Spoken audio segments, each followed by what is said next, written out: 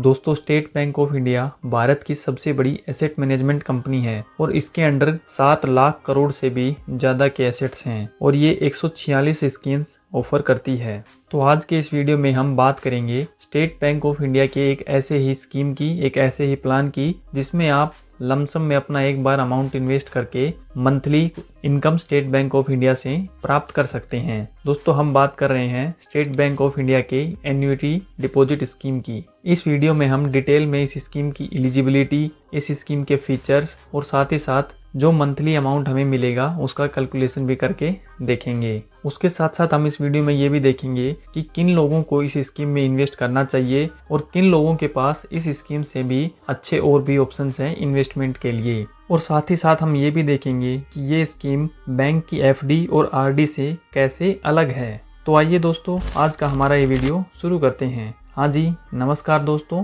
स्वागत है आप सबका एक बार फिर से फिनोटेक यूट्यूब चैनल पर। दोस्तों, एसबीआई का annuity deposit scheme state bank of India ने सितंबर 2021 में इंट्रोड्यूस किया था। दोस्तों, ये स्कीम इन्वेस्टमेंट के लिए एक बेहतर ऑप्शन हो सकती है उन लोगों के लिए जिनको लमसम में अपना अमाउंट निवेश करना है, और मोस्टली सीनियर सिटीजन्स के लिए ये ज़्यादा लाभदायक रहेगा क्योंकि उनके पास रिटायरमेंट का पैसा रहता है। इससे भी अच्छा ऑप्शन है सीनियर सिटीजन सेविंग स्कीम, लेकिन आपने अगर उसकी भी पूरी लिमिट यूज कर ली है तो आप एक और अपना मंथली इनकम का सोर्स इस स्कीम के थ्रू बना सकते हैं। तो दोस्तों, सबसे पहले हम जान लेते हैं कि एसबीआई की एन्युटी डिपॉजिट स्कीम है क्या। इस स्कीम में हमें एक बार में अपना पैसा बैंक को देना होता है, लमसम में अपना पैसा जमा करना होता है और उसके बाद ब्याज हमें हर महीने बैंक देता रहता है। इस चीज़ को हम इस तरह से समझ सकते हैं कि जैसे हम बैंक से लोन लेते हैं और उसके बाद हम हर महीने बैंक को उस लिए हुए लोन का ईएमआई और प्रिंसिपल अमाउंट पे करते रहते हैं, ठीक उसी प्रकार ये एन्युटी डिपॉजिट स्कीम इसका उल्टा है।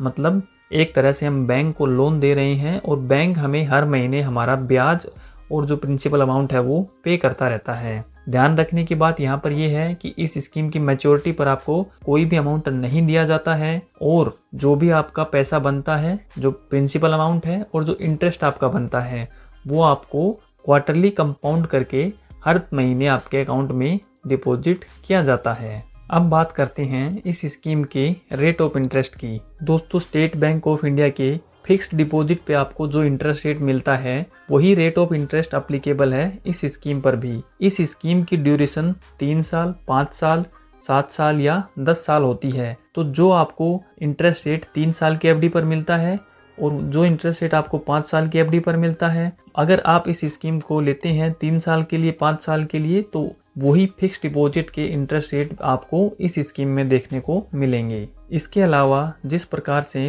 फिक्स्ड डिपॉजिट पर सीनियर सिटीजन्स को 0.5% का अलग से इंटरेस्ट रेट दिया जाता है, वो इस स्कीम में भी उनको मिलेगा। और जो एसबीआई का स्टाफ है या जो पेंशनर्स हैं उनको 1% का सभी स्टेट बैंक ऑफ इंडिया की स्कीम में इंटरेस्ट रेट मिलता है अधिक, वो यहाँ भी देखने को मिलेगा। इस स्कीम में जो इंटरेस्ट है वो क्वार्टरली कंपाउंड होता है, लेकिन उसको मंथली बेसिस पे कैलकुलेट करके हर महीने आपके अकाउंट में डिपॉजिट किया जाता है। बात की जाए यहाँ पर डिपॉजिट अमाउंट की, तो आप मैक्सिमम कितना भी पैसा इसमें जमा कीजिए, लेकिन मिनिमम आपको उतना पैसा जमा करना पड़ेगा कि आपको जो मिलने वाला पैसा है, जो आपको मंथली आपको जो पे किया जाएगा बैंक की तरफ से अमाउंट, वो 1000 रुपये होना चाहिए। इतना आपको इसमें अमाउंट जमा करना पड़ेगा। इसके अलावा आप इस स्कीम को एसबीआई की किसी भी ब्रांच से ओपन करवा सकते हैं। अगर आप एक शहर से दूसरे शहर में कहीं ट्रांसफ़र भी हो जाते हैं तो आप अपने इस एन्युटी डिपॉजिट अकाउंट को भी ट्रांसफ़र करवा सकते हैं। तो दोस्तों, अब हम यहाँ से चलते हैं अपने कैलकुलेशन वाले पार्ट पर और देखते हैं कैलकुलेट करके कि हम इस स्कीम में कितने रुपए इन्वेस्ट करें कि हमें हर महीने 30,000 रुपये अपने अकाउंट में मिलते रहें। तो इसके लिए हमने यहाँ पर एक कैलकुलेटर ओपन कर लिया है। इसमें हम यहाँ पर अपना डिपॉजिट अमाउंट डाल देते हैं 15 लाख रुपए। उसके बाद जो पे आउट फ्रीक्वेंसी है उसको हम मंथली करेंगे कि हमें हर महीने पे करना है। पेमेंट पीरियड इसमें हम डालेंगे कि हमने 5 साल के लिए यहाँ पर ये स्कीम ली है। और बात करें इंटरेस्ट रेट की, तो हम यहाँ पर जो फिलहाल स्टेट बैंक ऑफ इंडिया में सीनियर सिटीजन्स के लिए जो इंटरेस्ट रेट है वो 7.5% है। उसी को हम यहाँ से लेके कैलकुलेट करते हैं। वीडियो के शुरू में भी हमने बताया था कि ये स्कीम प्रीफरेबली सीनियर सिटीजन्स के लिए है या उन लोगों के लिए है जिनके पास लमसम में अमाउंट रहता है इन्वेस्ट करने के लिए। उसके बाद कंपाउंडिंग की बात करें तो कंपाउंडिंग इसमें क्वार्टरली होती है, तो हम यहाँ पर क्वार्टरली रख के कैलकुलेट करते हैं। तो आप देख सकते हैं कि यहाँ पर 30,023 रुपए मंथली एन्युटी का हमें मिलता रहेगा। अब दोस्तों बहुत सारे लोगों के मन में ये प्रश्न आ सकता है कि इस स्कीम की मैच्योरिटी पर हमें कितना अमाउंट मिलेगा। तो दोस्तों इस स्कीम की मैच्योरिटी पर हमें कुछ नहीं मिलेगा, क्योंकि हमारा जो प्रिंसिपल अमाउंट है और जो इंटरेस्ट है वो हमें ऑलरेडी मंथली EMI के रूप में बैंक दे चुका होगा हमारे इस 5 साल के पीरियड में। अगला सवाल यहाँ पर ये हो सकता है कि ये जो मंथली इनकम हमें मिलने वाली है वो कितने महीने के लिए मिलेगी। तो दोस्तों ये पूरे 5 साल के लिए आपके हर महीने मिलने वाली है। बात करें इस स्कीम की एलिजिबिलिटी की, तो कोई भी रेसिडेंशियल इंडियन इंडिविजुअल इस स्कीम में अपना अकाउंट ओपन करवा सकता है। NRE और NRO ये लोग इस फैसिलिटी का यूज नहीं कर सकते हैं। आप इसमें सिंगल और जॉइंट किसी भी तरह का अकाउंट खुलवा सकते हैं। इवन माइनर भी एलिजिबल हैं इस स्कीम में अपना अकाउंट ओपन करवाने के लिए। दोस्तों बात करें इस स्कीम के प्री मैच्योर क्लोजर की, तो प्री मैच्योर क्लोजर इस स्कीम में अलाउड है। आप अपना 15 लाख रुपए तक का जो डिपॉजिट अमाउंट है उसको प्री मैच्योर क्लोज करवा सकते हैं, उसको विड्रॉ करवा सकते हैं। लेकिन पेनल्टी आपको इस पे लगाई जाएगी, और पेनल्टी किस हिसाब से लगेगी, जैसे हमारे फिक्स डिपॉजिट पे प्री मैच्योर क्लोज करवाने पर जो पेनल्टी लगती है वही यहाँ पर भी एप्लीकेबल है। प्री मैच्योर क्लोजर अगर होता है किस केस में, अगर डिपॉजिटर की डेथ हो जाती है उस केस में पूरा पैसा आपको यहाँ से वापस मिल सकता है। किसको मिलेगा? जो नॉमिनी रहेगा उसको मिलेगा। चलिए दोस्तों अब हम SBI की एन्युटी डिपॉजिट स्कीम को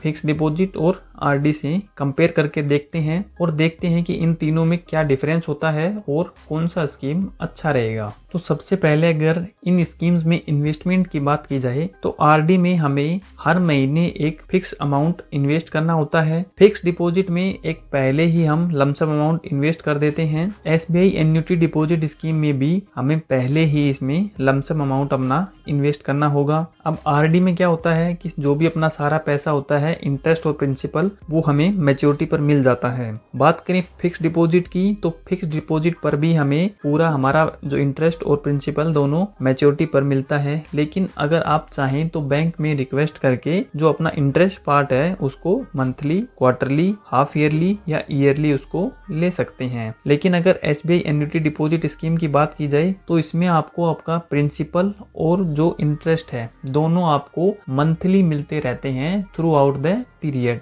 दोस्तों ये तीनों ही कैटेगरी अपनी अपनी जगह बेस्ट हैं। लेकिन अगर SBI एन्युटी डिपॉजिट की बात की जाए तो मैं पहले भी बता चुका हूँ कि ये स्कीम सीनियर सिटीजन्स के लिए एक अच्छा ऑप्शन है इन्वेस्टमेंट का। लेकिन इससे भी अच्छे ऑप्शंस अवेलेबल हैं, जैसे कि सीनियर सिटीजन सेविंग स्कीम। अगर आपके पास ज्यादा पैसा है तो आप इसमें इन्वेस्ट करने का सोच सकते हैं, लेकिन आपका पहला option senior citizen saving scheme होना चाहिए। इंटरेस्ट रेट इससे कहीं ज्यादा आपको उसमें मिल रहा है। लेकिन दोस्तों अभी अगर आप यंग प्रोफेशनल हैं, अगर आप अपने पैसे के साथ थोड़ा सा रिस्क ले सकते हैं तो आप यहाँ से भी और भी बेटर अच्छे ऑप्शंस हैं म्यूचुअल फंड वगैरह, वहां पर 12 से 14% का रिटर्न आसानी से ले सकते हैं। आपके लिए ये स्कीम एक अच्छा ऑप्शन नहीं होने वाला है। तो आज की वीडियो में हमने SBI की एन्युटी डिपॉजिट स्कीम को देखा कि ये स्कीम क्या है, इसमें रेट ऑफ इंटरेस्ट कितना है, इसमें एलिजिबिलिटी के क्राइटेरिया क्या हैं, इस स्कीम के फीचर्स क्या हैं। एन्युटी पे आउट कैलकुलेटर की मदद से हमने ये भी देखा कि कैसे 30,000 रुपये हमें मंथली मिल सकते हैं